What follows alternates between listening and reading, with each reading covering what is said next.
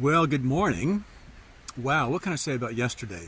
Walked from Traquair, which is south of Innerleithen, all the way across the Crossdrovers board. Crossdrovers. Can't remember the name of it, which is okay because I got lost and ended up walking on the road for longer than I wanted to, but made it to Peebles. Had a great chat with a couple of mountain bikers I'd seen, a good sandwich, a cup of coffee. Went into town, got some kit that I've been missing. I've been freezing at night, so I got a sleeping bag liner, which was a huge help last night because it was quite cold. And then I met with the minister at the old parish church, a lovely guy, Pakistani fellow, who arrived in this country the same year that I did in 2008. And me, I was looking for a new opportunity, a new charge, etc. in the Church of Scotland. He left Pakistan because he'd heard word that it was either going to be him or his son that was killed next by the Muslim community. And he had been working in a Christian school in Pakistan, which is itself a very dangerous preoccupation. He'd seen colleagues killed. He'd seen students killed by their brothers and by their families, men and women. He'd seen churches bombed. Young martyrs of 10 and 11 years old killed in the church for the name of Jesus Christ. It just blows my mind. So we had a good talk, and I was trying to encourage him to participate in the Kentigerian way, which he seemed quite happily willing to do. And then I left Peoples in the afternoon.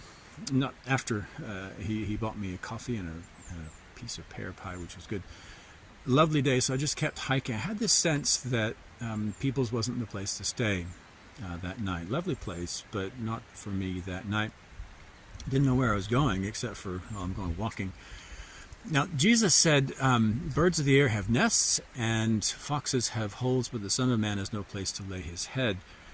And that is ought to teach us quite plainly that Jesus was homeless and relied on the kindness of strangers to take care of him. And that's what I was doing yesterday, and have had the benefit of that again this morning. I'm never quite sure about where I'm going to set up my tent at night. And what's complicating things is that this entire way, this Kentigerian way, it's almost one contiguous farm. The sheep ranch after sheep, I call it a sheep ranch, after sheep ranch. And what is further complicating things is that it is lambing season. So the farmers are particularly nervous about having people in their fields because they don't want to startle the lambs and the sheep, etc., etc. If you can imagine 100 women arriving at the hospital on or around their due date, then you'd know that it's a little chaotic. So rather than just helping myself to a field, I went and tapped on the door and met a very elderly lady and said, would you mind if I stayed in your field tonight? And so she said, well, we'll come in. And we had a long chat. And turned out to be a very interesting person. And she said, well, there's a field. Yeah, don't go where the lambs are, but you can go down here. So I did. Had a pretty good night for a fellow sleeping in the wild. Cold, but thankful for that bag liner. But then this morning, she said, I get out for coffee around 9 or 10. So I said, well, that sounds good. I don't have any coffee with me, and I love coffee. So tapped the door about 9 o'clock this morning. There she was waiting for me. And wow, we had a lengthy conversation about all kinds of things, including her own church here, where she lives, outside Peebles. And it's the Church of Scotland, and it's one of many churches that the church is trying to close. She's not happy about that, and neither am I. I found out this morning that the Church of Scotland can close and sell my church while I'm still there, leaving the congregation homeless, just like Jesus and me, with the responsibility of finding a hall to hire out for the church. So I'm not really looking forward to that, not really excited. How you like the lambs and the sheep in the background, you can hear them. What can we say? This is a place that is littered with history. There's the ruins of Iron Age forts. Iron Age is like 1200 to 800 BC. There's Roman forts, Pictish forts, Gaelic forts, Scottish places, ruins all over the place. And so it's an archaeologist's dream world.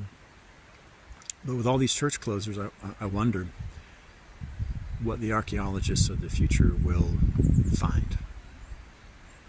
And I suspect they'll find a lot of ruined churches. In fact, in Scotland, there's already a lot of ruined churches.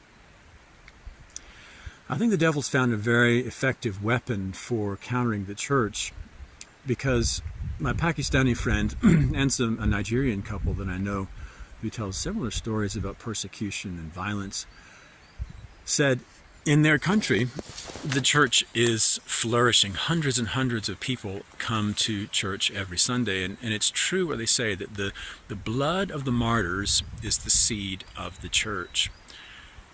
And I have living testimony of that exact same thing happening. Here in Britain, it's the opposite. We're just ignored to death, and we become our own worst enemy, tearing down the very walls that our ancestors built up, literally and figuratively. So perhaps that's enough for now. I'm heading off to Biggar today. It's a pretty long walk. I'll walk past Stobo Church, which is an historic church, apparently where Kentigern had a conversation with Merlin. Yeah, Americans, Merlin. Yeah, wow, there's a story there. And apparently at Stobo, Kentigern baptized Merlin. So it's a very historic place. We're talking the 6th century. And my Pakistani friend is also the minister at Stobo Kirk. So he said, the church is always open. Just go in there and have a moment. And I said, thank you very much. I'll do just that. So a good chat with my hostess this morning. Here we go. Nice to talk to you. Bye.